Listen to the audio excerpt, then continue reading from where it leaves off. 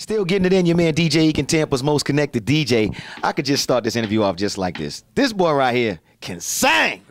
Neo in the building, man. Everything good with you, man? How Yes, you? sir. What's going on with you, pimp?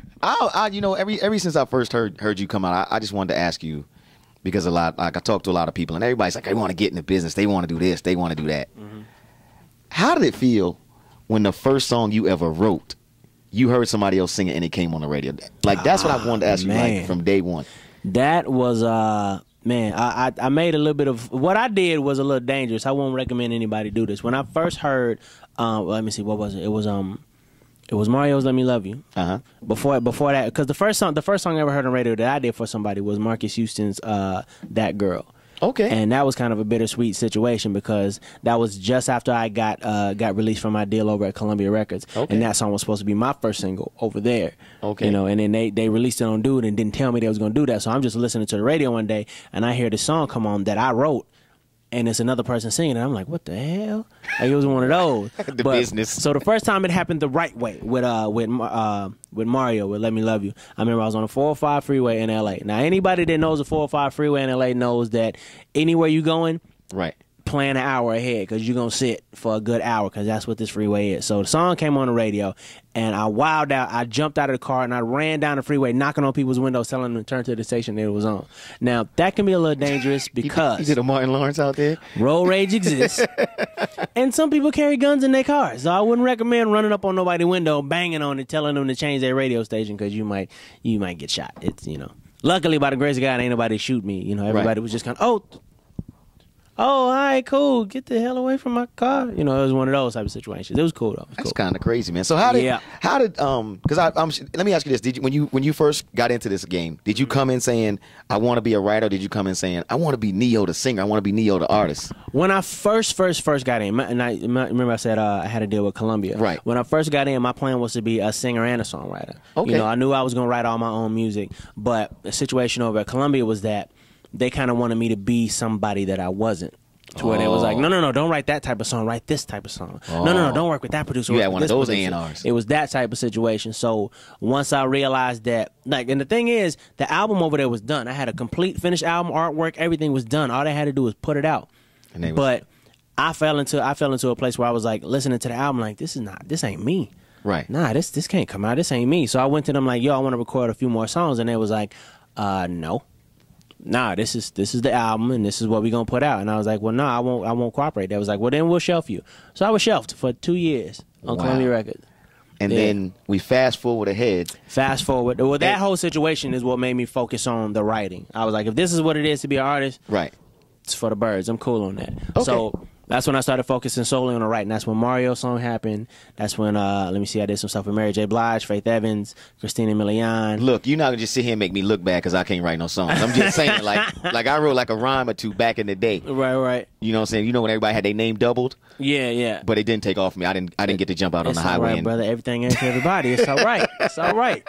So we fast forward a little bit over to Def Jam. And just to give everybody a little history, the story that I get is there's a certain lady who's doing pretty well in this game right now with a certain artist by the name of Chris Brown or something like that. And she actually had a chance to have the Neo situation and was like, no, I don't know. I'm not sure if I want to sign him. Miss Tina Davis? No, what it was, how did that go exactly? That's actually not true at all. What happened is Tina Davis knew one of the producers that I was in New York with. Okay. Shopping songs around. Now, mind you, the only reason that we went to Def Jam that day was so that this producer could get reacquainted with his old friend who just happened to be Tina Davis. Okay. So we didn't go in there looking for a deal. We didn't even go there about music. They just hadn't seen each other in a while, wanted to get reacquainted. So we go over there. They start having a what you been up to conversation.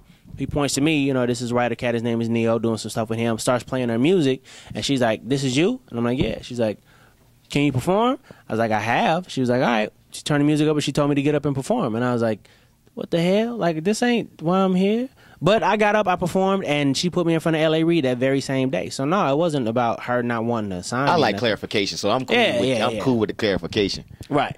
So, it was, so that's not what it was. No, Tina Davis is the person that put me in front of L.A. Reid, who then signed me to Def Jam.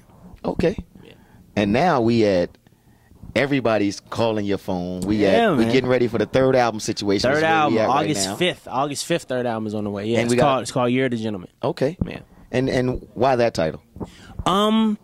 basically, long story short, I had to step back and make an assessment of what the business is right now. You know, fellas in the business. Okay. And, you know, from outward appearance to the way we view and treat our women, the essence of what it is to be a gentleman is a little lacking right now. And I ain't going to say it ain't none in the business, but they're few and far between. You know what I mean? So this is basically me trying to lead by example a little bit and just showcase what it is to be a gentleman. Showcase what it is to bring a little bit of class and integrity back to what it is to be an entertainer. Okay. And with that being said, I'm sure you're back with your family, the Compound dudes, absolutely, right? Absolutely. Oh, yeah. Anybody outside of your regular cam work on this album with you? I did a joint with the boy JR Rodham, you know, who's responsible for all of the, what's the boy name? Sean Kingston's hits and all of that. I mean, he's joint with you in Plies too, right? Yeah, he also did that one. Yeah, okay. Shout out to JR. Other than that, that's pretty much the only person that outside of the Compound. You know, I kept it real family based this time around. Just in that. And listening to your music and I listen to a lot of it, and I feel like a lot of them songs too. You could just hand over to Michael Jackson and he could do them too. Do you ever write like with somebody like that in mind, like say, dang, I could give this one to Mike, or I'm I could actually give this one to such and such? In the process of doing songs for Michael Jackson for his new project. Oh yeah. I'm trying anyway. I'm submitting songs, and he'll call me and say, yeah, I really like number 3, number 2 is alright. Change the hook on number 1 and send it back to me, and then and that'll be it. So I don't know what's gonna happen. I don't know what he's gonna keep or whatever. But just the fact that he even got a hold of me and was like, yo, I really want you to put some stuff together for my album. That was enough for me. Like, I called my mom and like I wilded out. It was one of those. Everybody do that. Everybody Jackson. Everybody turn crazy when they talk about Michael Jackson. It was one of those. So yeah, cool. When is the new album coming out? I have no idea. That's why I say I'm trying, because this has been going on for like a few months now. You know what I mean? Like he's being real selective, real picky, because I mean it's gonna be a real important album if it come out. You know, okay. So I don't know. My bad, confusion. I was actually back to the Year of the Gentleman album. I was like, when exactly does that come my out? bad. My bad, dude. Hey. Well, that album, Year of the Gentleman, will be out August 5th. Okay, and you're out on the road right now. You out on the road. Alicia Keys, Jordan Sparks. Yes, in a city near you, real soon. Okay, man. All right, like I said, man, I don't want to hold you up too long. I'm glad you're hanging out with me. I'm glad. Appreciate it, man. Everybody get your tickets. Be on the road. Neo's doing his thing. Oh yeah. A lot of dancing. A little bit. I mean, I have dancers. I call them my sexy loves for beautiful women. So it's all women. Be on stage with me. Yes, these 4 lovely ladies. They handle the dancing part of it. So I'm saying like you don't got like a you don't have. So basically, you kind of prejudiced towards dancers is what you're saying. What you mean? I'm saying like you don't got no dudes dancing with. No guy dancers. No. What for? See, like I've been cool with you and a fan up until like this situation right here. Oh, here we go. All right. Because I'm just like I ain't trying to start no problem right on camera. Okay, I mean, like I said, I'm still a fan. Just be clear. But I dance. Okay. And I was hoping like when you came through, maybe you do a song and this could be my chance. Oh, is that? Oh, okay. But since you anti-dude dancing, well, I mean, I'm explaining to you like this. Okay. When you go to a concert, okay, say you go to a Neo concert. Now, there are some ladies that is going to bring their man to the Neo concert, and these dudes is not trying to sit for 45 minutes and look at me. So, but the girlfriend, on the other hand, might be trying to sit for 45 minutes and look at me. So I'm there for her, and the sexy loves behind me are there for the fellas. Now, what I look like on stage with 4 other dudes, what that look like? That's not my thing. Neo, I'm gonna let you go right now, but it could have been like me, the 4 sexy ladies, and you singing out front, and like you could have gave me like a solo, like when you break down, like one of your hottest records. I could have hit something. But I seen that's okay. It's okay. You know what, Neo? I know what it is, dude. You all about the tour. You all about the spotlight. And I'm all about it's just not my turn yet. When we turn the camera off, we'll talk. See if we can work something out. Hey man, once again, man, one of the hottest dudes in the game right now, Neo, man. Appreciate you coming through, man. Right here, how we get down 957 the beat, man. We gone.